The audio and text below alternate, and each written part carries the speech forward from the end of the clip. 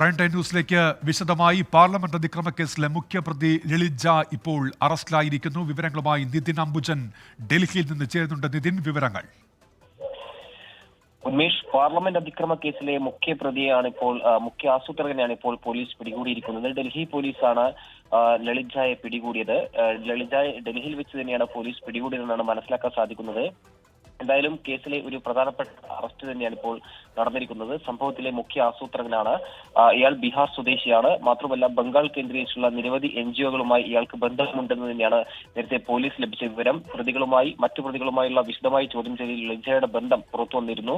ഇന്ന് കോടതിയിൽ പോലീസ് നൽകിയ വിവരപ്രകാരം ഇതൊരു കൃത്യമായ ആസൂത്രണത്തോടുള്ള അതിക്രമമാണ്. സ്വാഭാവികമായിട്ടും ഇതിൽ ലളിതയുടെ പങ്കെല്ലാം തന്നെ പോലീസ് ഇപ്പോൾ അന്വേഷിച്ചു വരുന്നുണ്ട്. എന്തായാലും ഒരു പ്രധാനപ്പെട്ട അറസ്റ്റ് തന്നെയാണ് ഇപ്പോൾ നടന്നിരിക്കുന്നത്. കൂടാതെ വിക്കി ശർമ്മയും നേരത്തെ തന്നെ പോലീസ് പിടിയിലായുള്ള ചില സൂചനകൾ വന്നിരുന്നു. എന്തായാലും ഇരുവരെല്ലാം ഗുരുഗ്രാമിൽ വെച്ചുകൊണ്ട് ഗൂഢാലോചന നടത്തിയെന്ന് തന്നെയാണ് പോലീസ് കണ്ടെത്തിയിരിക്കുന്നത്. സ്വാഭാവികമായിട്ടും ഇപ്പോൾ ഈ ഒരു അറസ്റ്റ് ഈ കേസിനെ സംബന്ധിച്ച് കൂടുതൽ വിശദാംശങ്ങൾ ലഭ്യമാകുമെന്ന് തന്നെയാണ് കരുതാൻ സാധിക്കുന്നത്. കൂടാതെ ഈ സംഭവത്തിലെ ഒരു ഭീകരവാദ ബന്ധമെല്ലാം തന്നെ പോലീസ് സംശയിച്ചിരുന്നു. എന്തായാലും ഇപ്പോഴത്തെ ഈ അറസ്റ്റ് ഇപ്പോൾ ഇത് എല്ലാവരും പിടിയിലായിട്ടുണ്ടോ, അതോ ഇനി ഒരാൾ കൂടി ഉണ്ടോ നിതിൻ? ഈ വിക്കി ശർമ്മയാണോ ഇനിയുള്ളത്?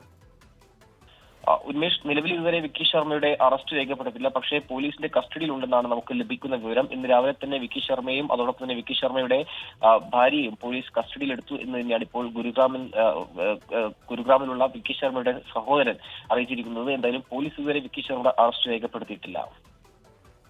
ഇപ്പോൾ ഈ മുഖ്യ ആസൂത്രകൻ ലളിത് ഝാ എന്നാണല്ലോ പോലീസ് പറയുന്നത്. ഈ NGO-കളുമായുള്ള ബന്ധം ചൂണ്ടിക്കാണിക്കുന്നു. ബംഗാൾ കേന്ദ്രീകരിച്ചുള്ള പ്രവർത്തനമൊക്കെ പോലീസ് വിശദീകരിക്കുന്നുണ്ടല്ലോ. ആ നിലയ്ക്ക് ഈ ആസൂത്രണത്തിലേക്ക് എത്തുന്നത് അല്ലെങ്കിൽ അതിന്റെ ചുക്കാൻ പിടിക്കുന്ന ലളിത് ഝാ എന്ന് തന്നെയാണോ പോലീസിന്റെ ഇപ്പോഴത്തെയും വിലയിരുത്തൽ, നിതിൻ?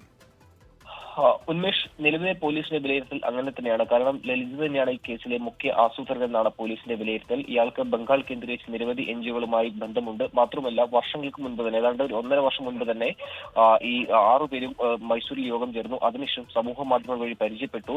ഇവരെല്ലാം തന്നെ ഈ സമൂഹ മാധ്യമങ്ങൾ വഴി പരിചയപ്പെടുകയും പിന്നീട് ഈ കേസിൽ ആസൂത്രണം നടത്തുകയെല്ലാം തന്നെ സമൂഹ മാധ്യമങ്ങൾ വഴിയായിരുന്നു. അതുകൊണ്ട് ലളിത് ഝായ്ക്ക് ഇതിൽ കൃത്യമായ പങ്കുണ്ട്. മാത്രമല്ല, ഇതിൽ കൃത്യമായ ആസൂത്രണം ലളിത് നടത്തിയെന്നാണ് ഇപ്പോൾ അറിയിക്കുന്നത്. കൂടാതെ ബംഗാൾ കേന്ദ്രത്തിലെ NGO-ക്ക് ഏതെങ്കിലും തരത്തിൽ ബന്ധമുണ്ടോ തുടങ്ങിയ കാര്യങ്ങളൊക്കെ തന്നെ പോലീസിന്റെ ഇനിയുള്ള മണിക്കൂറുകളിലെ ചോദ്യം ചെയ്യൽ മാത്രമേ വ്യക്തമാവുകയുള്ളൂ.